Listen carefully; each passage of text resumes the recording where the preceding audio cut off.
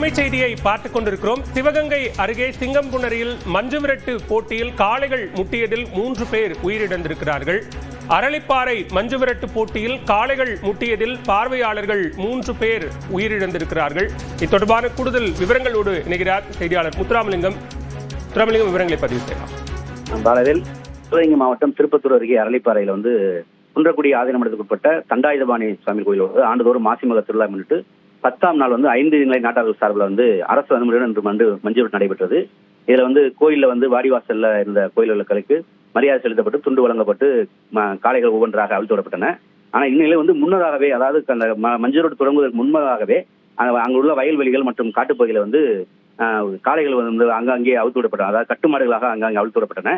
இதில் சீறி பாய்ந்த காளைகள் முட்டியதுல சிங்கமுறை அருகே நாட்டார்மங்கலத்தைச் சேர்ந்த ராமநாதன் வயது 33 வரும் மற்றும் சுந்தரராஜ் வயது 48 ஒரு வடமாநிலத்தவரும் காளைகள் முட்டியதில் படுகாயமடைந்து உயிரிழந்துள்ளனர்.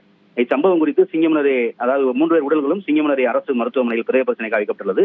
சம்பவம் குறித்து சதுர்வேதமங்கலம் போலீசார் வழக்கு பதிவு செய்து விசாரணை நடத்தி வருகின்றனர். விவரங்களுக்கு நன்றி முத்துராமலிங்கம்.